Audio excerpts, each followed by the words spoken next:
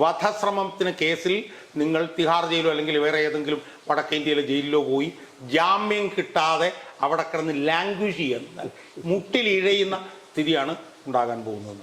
അവരെ പ്രേരിപ്പിച്ച് കുഴിയിൽ ചാടിച്ച് അവരുടെ ഭാവി നഷ്ടപ്പെടുത്താൻ വേണ്ടിയിട്ടാണ് CPM നേതാക്കന്മാർ ശ്രമിക്കുന്നത്.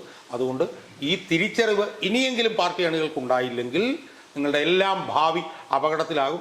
അതുകൊണ്ട് എനിക്ക് ഈ 300 പേരുടെ മക്കളോടും ഭാര്യമാരോടും പറയാനുള്ളത്, ഈ 300 പേരുടെ ഭാവി അപകടത്തിലായിരിക്കുന്നു. നമസ്കാരം.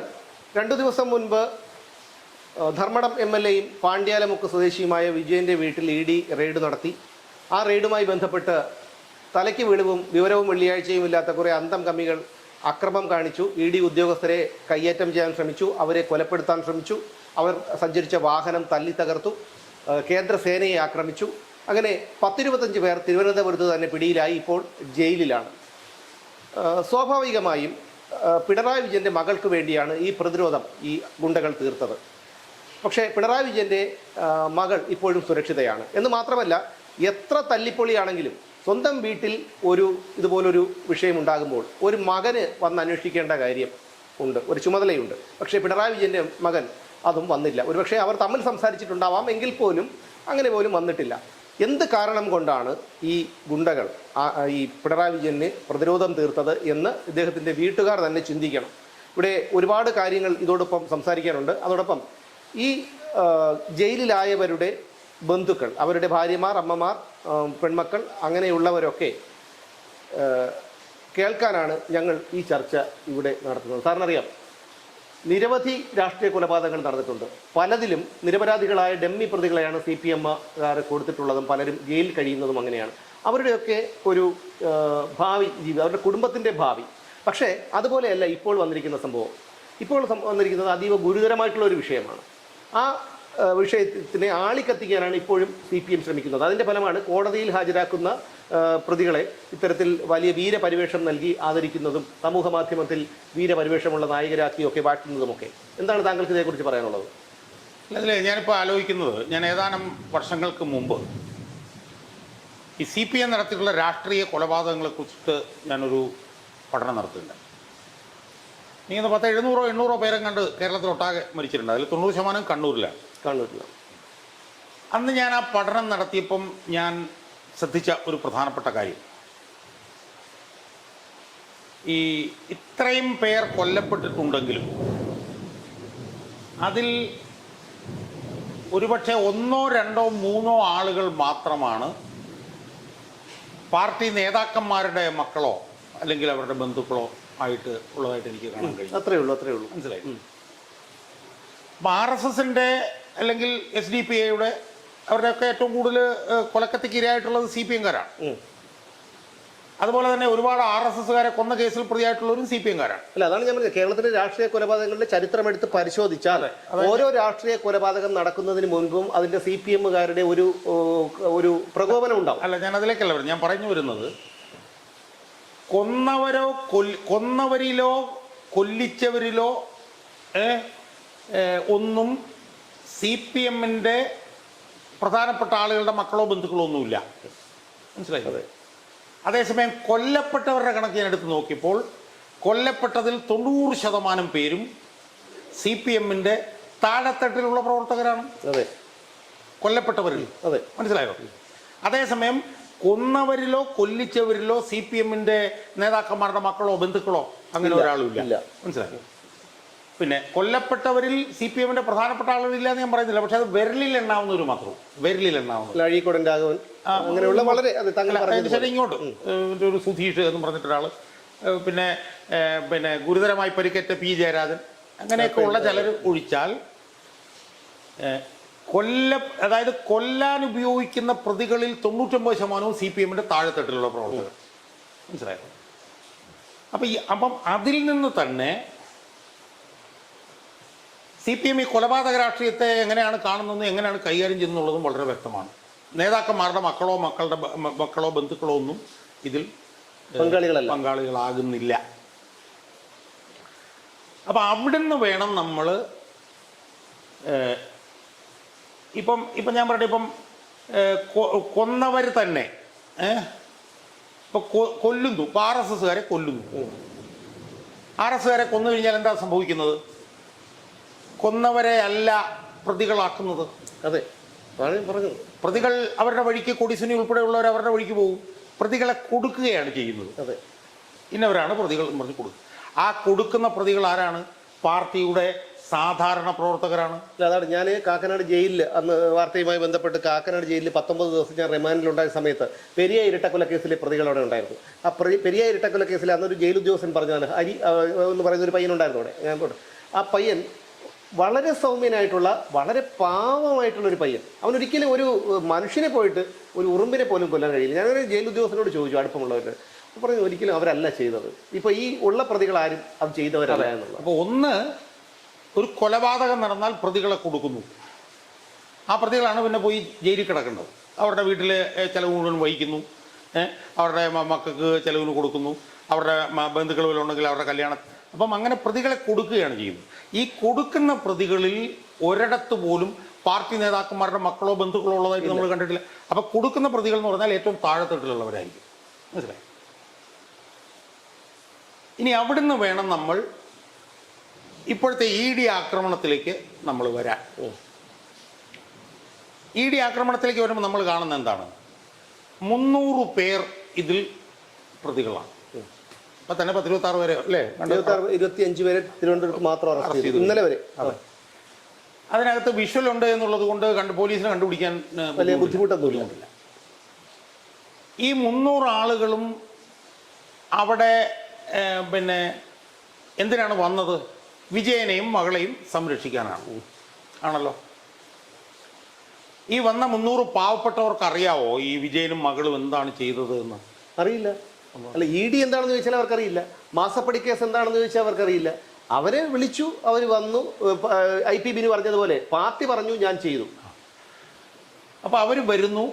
അവർക്ക് വിജയൻ എന്താണ് ചെയ്തതെന്നറിയില്ല, വിജയനെതിരെ എന്ത് തെളിവാണുള്ളതെന്നറിയില്ല, വീണ എന്താണ് ചെയ്തതെന്നറിയില്ല, വീണയ്ക്കെതിരെ എന്താണ് തെളിവുള്ളതെന്ന് അറിഞ്ഞില്ല.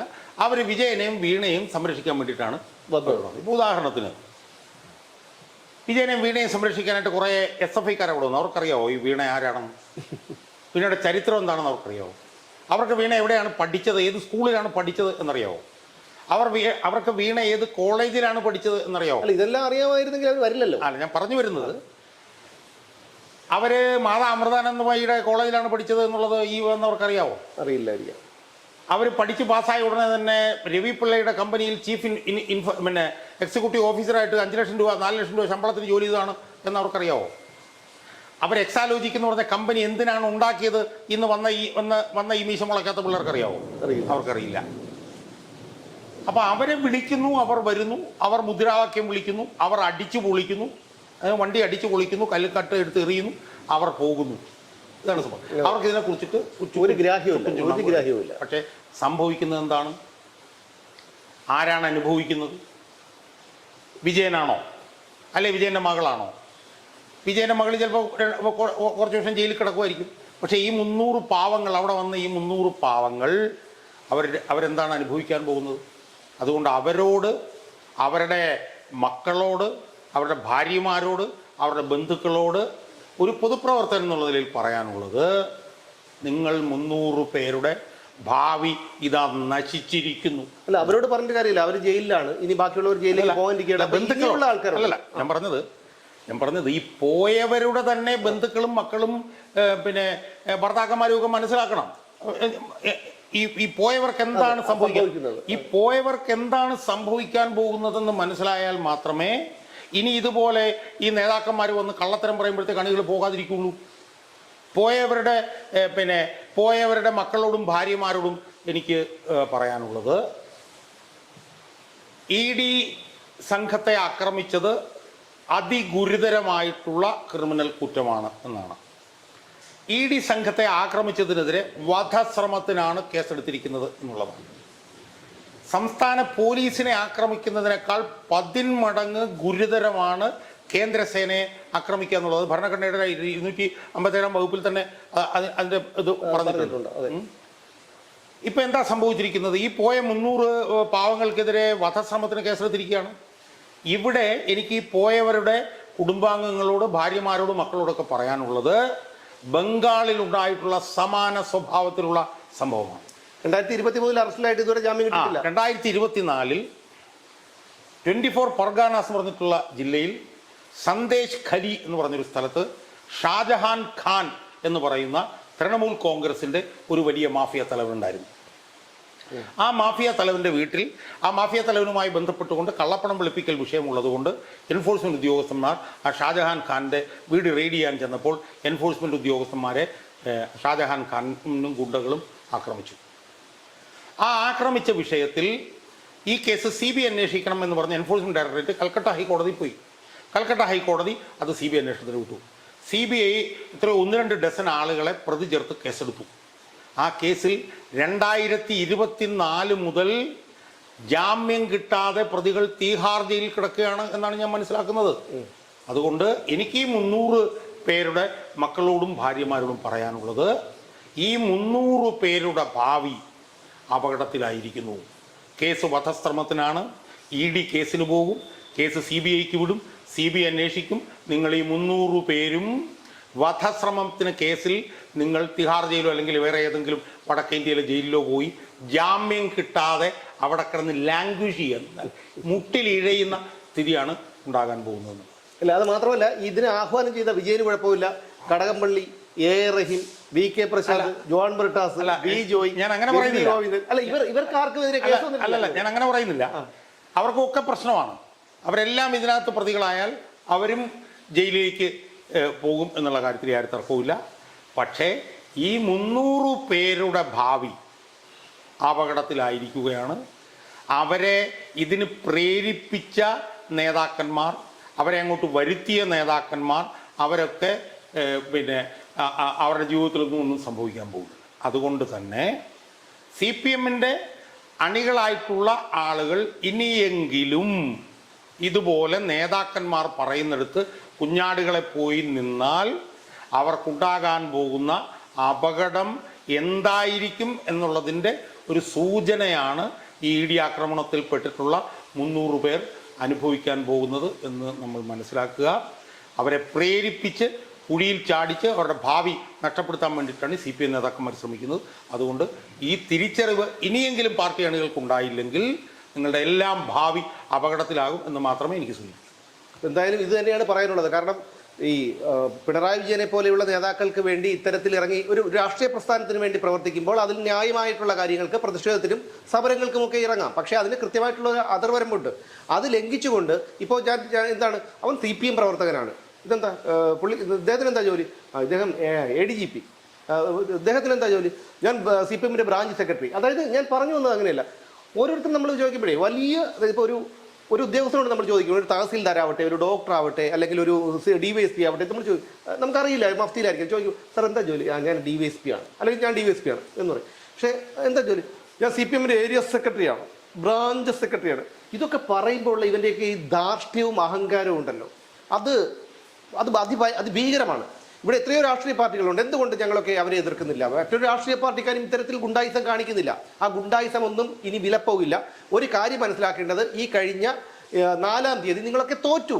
ഇനി അതിന് എങ്ങനെ പറഞ്ഞ് മനസ്സിലാക്കി തരണമെന്നറിയില്ല. ഇന്ന് 10-26 ദിവസമായി നിങ്ങളൊക്കെ തോറ്റിട്ട്. അതൊന്നും മനസ്സിലാക്കണം. എന്തായാലും ഇവിടെ ഇത്രയും അക്രമ സംഭവങ്ങൾ അഴിച്ചു വിടുന്നത് ഈ CPMകാരാണ്. അതിന് യാതൊരു തർക്കവുമില്ല. എന്തായാലും 10 വർഷം ഇവിടെ ഞങ്ങളൊക്കെ ഒരു തരത്തിൽ ജീവിച്ചു പോയി എന്ന് മാത്രം. ഇനി എന്തായാലും അതിന് തയ്യാറല്ല. ഈ ക്രമസമാധാന ചുമതല തകർന്നു, ക്രമസമാധാനം തകർന്നു, സർക്കാർ പരാജയമാണ് എന്നുള്ള ഒരു അജണ്ട അത് ജനങ്ങളിലേക്ക് എത്തിക്കാൻ നമ്മൾ സമ്മതിക്കില്ല. സാധാരണക്കാരനെ ഒരിക്കലും ആ രീതിയിലേക്ക് കൊണ്ടുവരാൻ സമ്മതിക്കില്ല. അവരെങ്ങനെ ഒരു കുത്തിവയ്ക്കാനൊന്നും നടക്കുന്ന ഒരു കാര്യമല്ല. ഇവിടെ സർക്കാർ അധികാരത്തിലേറിയിട്ട് 20 ദിവസം മാത്രമേ ആയിട്ടുള്ളൂ. അവർക്കൊരു സമയം കൊടുക്കണം. ഞങ്ങൾക്കിവിടെ സ്വസ്ഥമായി ജീവിക്കണം. രാഷ്ട്രീയം ഇല്ലാത്തവരുണ്ടാവാം, ഉള്ളവരുണ്ടാകാം. അപ്പോൾ എന്തായാലും നഷ്ടപ്പെടുന്നത് ഈ പറയുന്ന പാർട്ടിക്കാരുടെ കുടുംബത്തിന് മാത്രമാണ്. ഇപ്പോൾ അവർ ഈ പ്രതികളെ കോടതിയിലും ജയിലിലുമൊക്കെ കൊണ്ടുപോകുമ്പോൾ മുദ്രാവാക്യം വിളിച്ചുകൊണ്ട് പുറകെ പോവുകയും വീരനായക പരിവേഷം നൽകി ആദരിക്കുകയും മുദ്രാവാക്യം വിളിക്കുകയും ഒക്കെ ചെയ്യുന്നു. പക്ഷേ ഇതൊക്കെ ഒരു തന്ത്രത്തിൻ്റെ ഭാഗമാണ്. ഇത് ചിലന്തി വല നെയ്യുന്നത് പോലെ പ്രാണികളെ ആകർഷിക്കാനുള്ള ഒരു തന്ത്രമാണ്. പുറത്തു നിൽക്കുന്ന അണികളെ ഇനി ഇത്തരത്തിൽ ഇതുപോലെയുള്ള സംഭവങ്ങൾ ഉണ്ടാകുമ്പോൾ അവരെയും കേസിൽപ്പെടുത്താനുള്ള ഒരു തന്ത്രമാണെന്ന് മനസ്സിലാക്കണം. ഇത് പറഞ്ഞു തിരുത്തേണ്ടത് വീട്ടിലെ സ്ത്രീകൾ ഉൾപ്പെടെയുള്ളവരാണ്. കാരണം കുടുംബത്തോടുള്ള സ്നേഹമുള്ളവരാണെങ്കിൽ ഒരിക്കലും ഇത്തരം കാര്യങ്ങൾക്കായി പോകില്ല. എന്തായാലും അത് പറഞ്ഞുകൊണ്ട് നിർത്തുന്നു. വീണ്ടും കാണാം.